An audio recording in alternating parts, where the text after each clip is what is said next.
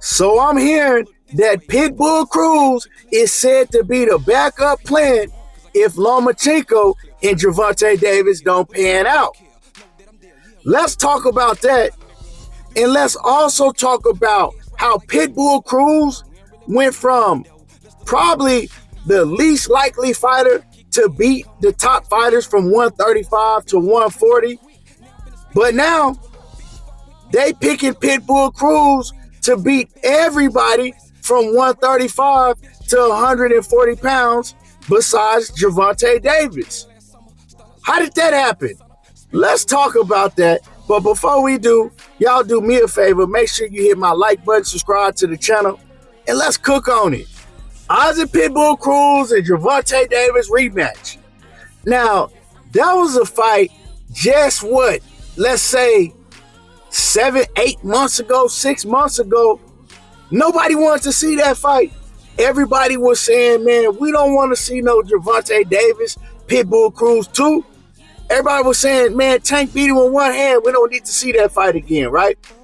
I went back and I watched the fight again. I gave my take on the fight, but I still didn't really want to see that fight, even though when I went back and I watched it again, I think I probably rewatched it again like 2 times, right? It was much closer than I initially thought it was, but it wasn't a fight that I said to myself, oh, I want to see this fight again, right? I'm thinking, like, okay, Gervonta Davis realizes that Pitbull Cruz, he got a brick head. You know what I'm saying? He ain't got no neck. So 9 times out of 10, you're not going to knock him out. He got a granite chin because he ain't got no neck, right? So Tank Davis is just going to come in and he's going to approach the fight different, right? He's just going to outbox him. It'll be 12-round decision, unanimous decision. He's going to outbox Pitbull Cruz because when I watch Pitbull Cruz fight, he's one-dimensional. You know he's going to pressure you nonstop, but you know what type of punches is coming at you. You can see them from a mile away. They overhand rights, overhand lefts, left hooks, and right hooks. That's it. He ain't throwing no jabs. He's not switching it up. And he do go to the body pretty well. So once you know that, you know exactly how he coming. And a fighter that has the arsenal and the skill set of a Gervonta Davis, they can make it an easy fight.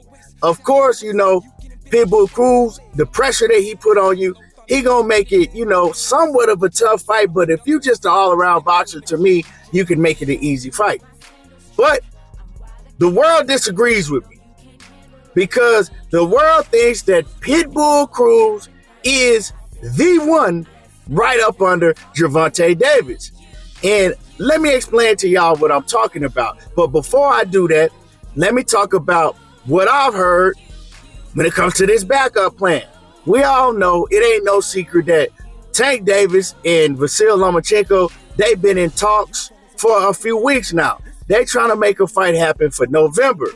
That's a fight that the boxing world is excited about. A lot of people excited about that fight, man. I'm even hearing people say that Lomachenko is going to beat Tank Davis. I'm hearing other people say that they can't even pick a winner. It's a 50-50 fight. I disagree.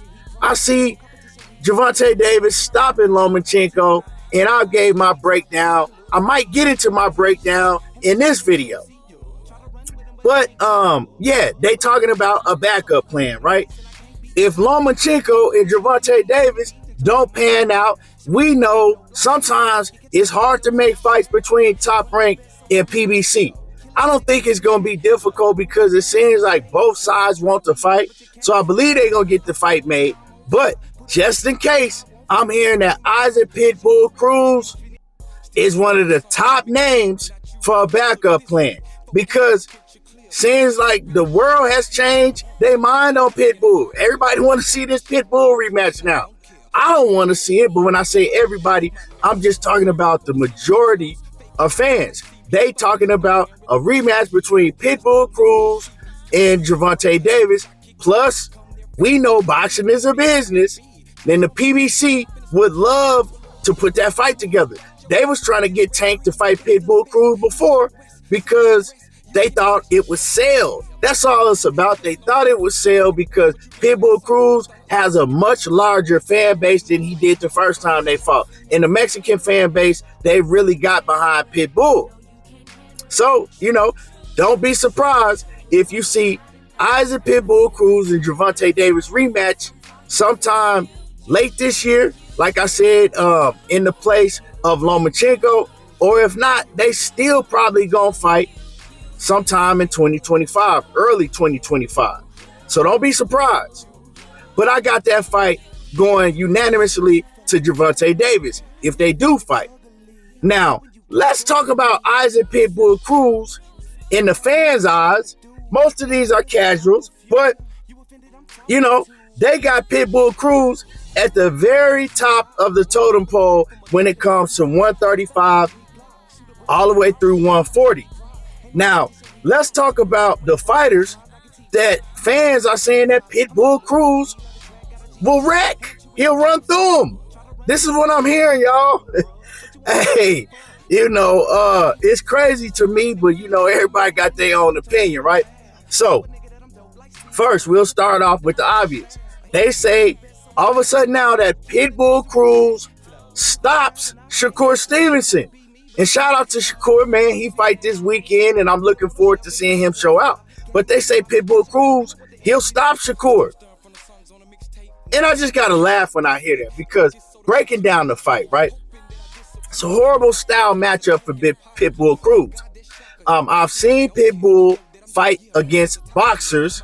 We've seen him fight against Gervonta Davis, and when Tank decided that he wanted to just box off the back foot, turn Pitbull Cruz, and just win, by boxing him, he was able to do it, and he made Isaac Pitbull Cruz look like a bull chasing a matador. He just looked stupid.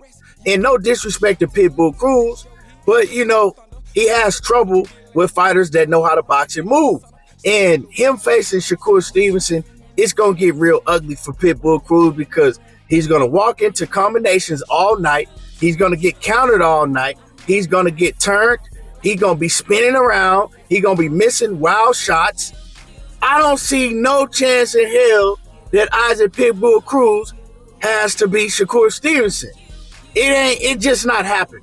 He's not on that level. And like I said, man, for those who don't know, some of y'all really need to learn boxing. And when you learn boxing and you learn how to break down these fights and you know what's actually going on, you know what you're watching, you'll know that styles make fights. And that's a horrible stylistic matchup for Pitbull Cruz.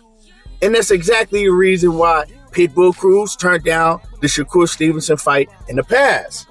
Now, let's go down some of these other list opponents that the fans are now saying that Pitbull Cruz can beat. Pitbull Cruz versus Teofimo Lopez. It's another fight that I don't see Pitbull Cruz winning.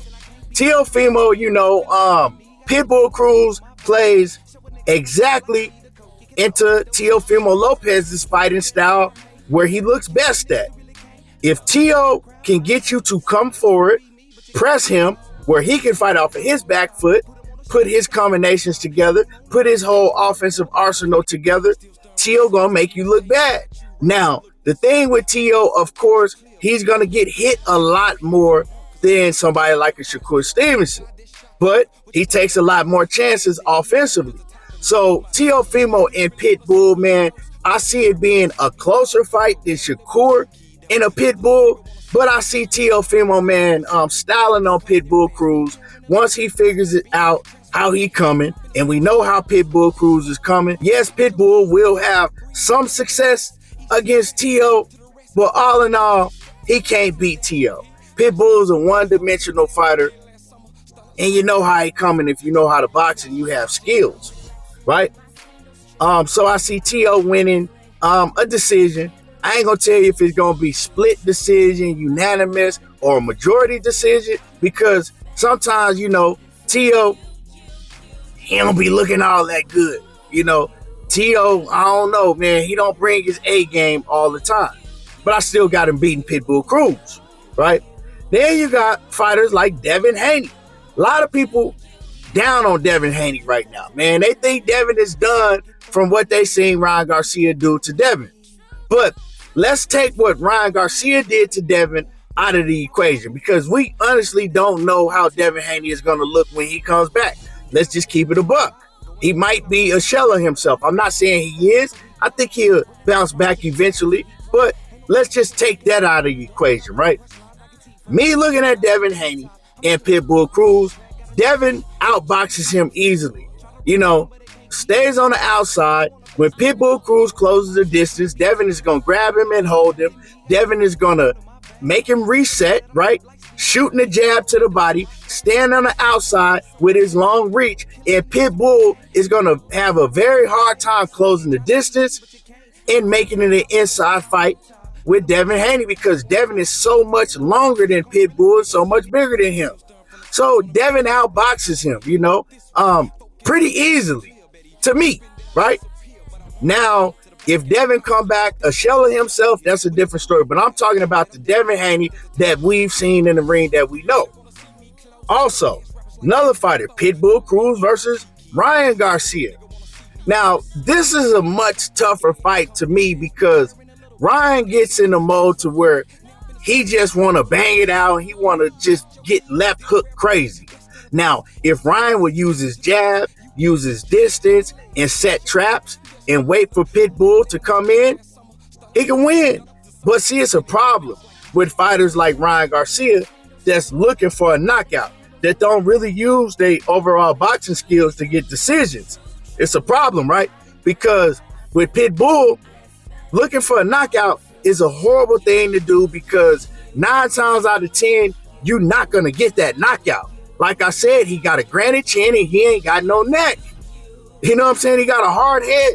You just might as well go in there thinking, let me outbox Pitbull Cruz and get the 12-round decision. Because you go in there thinking you're going to knock him out, you might get your ass knocked out. Or you might just end up losing all the way around if you like Ryan Garcia that likes to take rounds off, that loses rounds from here to there, right?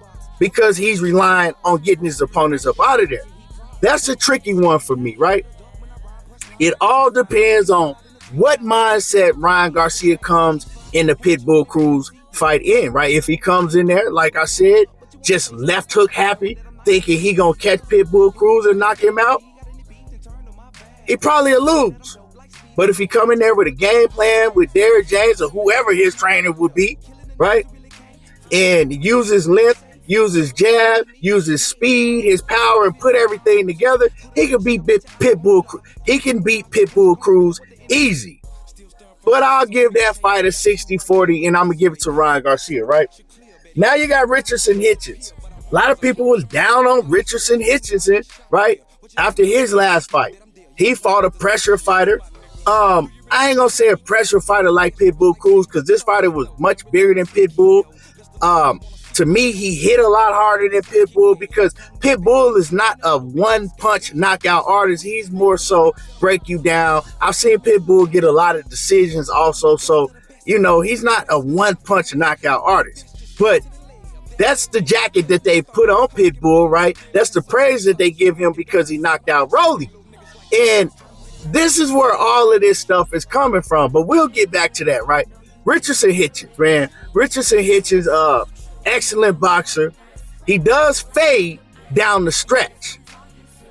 But if Richardson Hitchens comes in the fight in tip-top condition, right, where his legs, he can use his legs for all 12 rounds because he ain't knocking out Pitbull, right? And he can just outbox him and use his length.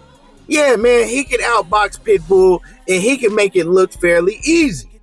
But like I said, Richardson Hitchens, man, he tends to fade down the stretch. So Pitbull can close the distance. And, I've seen Richardson Hitchens, man. I'm not going to say he don't got no chin, but I seen him get hurt. I seen him get hurt on probably like 2 different occasions, maybe on one occasion, I see him get hurt real bad.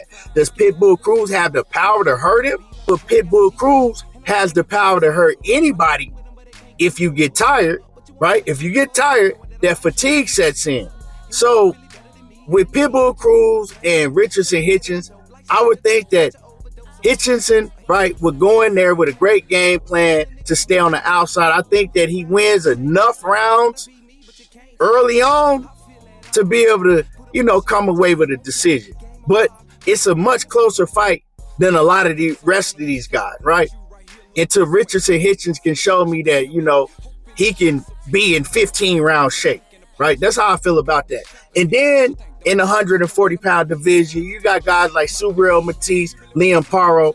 I see Liam Paro definitely beating Pitbull Cruz because I know he's a fighter that can stick to a game plan throughout a full 12 rounds, and we've seen that when he fought Subriel Matisse, right? Also, Subriel Matisse and Pitbull, that's a dope fight. That's a fight that I'll pay to watch any day. They gonna go in there and try to kill each other. But I don't see that fight panning out good for Pitbull. If anybody would stop Pitbull Cruz, I would say Subriel Matisse just because of the style fight. Subriel Matisse, yeah, he's vulnerable against boxers, but somebody like Pitbull that's just gonna stand right there and bang it out. Subriel Matisse, man, he cracking, he relentless, he's accurate, and you also know how Pitbull Cruz is coming. Overhand rights, overhand lefts, left hooks, and right hooks. So I would favor Subriel Matisse in that fight, and he the only one that I see maybe having a chance of stopping Pitbull Cruz. So to me, Pitbull Cruz is still who I thought he was before he stopped Rolly. It's crazy because ever since he stopped Rolly, now everybody is praising Pitbull Cruz. That's how boxing world works, right? They seen him get a dominant victory, but over who? Who is Rolly? For real. Like, let's just keep it real. How you catapult Pitbull Cruz over all of these fighters because he beat Rolly? Because before that, we was talking about how one-dimensional and trash Pitbull was. I'm not calling him a trash fighter, but I'm just saying that was the talks because remember how he looked against a boxer, Giovanni Cabrera, on the undercard of Errol Spence and Terrence Crawford. Didn't look good at all. See what I'm saying? But now he go out there and did what he did against Rolly Romero, and he's the king of all kings right below Gervonta Davis. I don't know. Y'all let me know how y'all feel about all this. Drop a comment in the comment section. Make sure you hit my like button. Subscribe to the channel if you're not already subbed. And y'all already know how I do. There you go, talking that boxing again. Hit the bell icon too because they turning my notifications off. Hit your bell icon so you get all my videos and all my news. I'm out.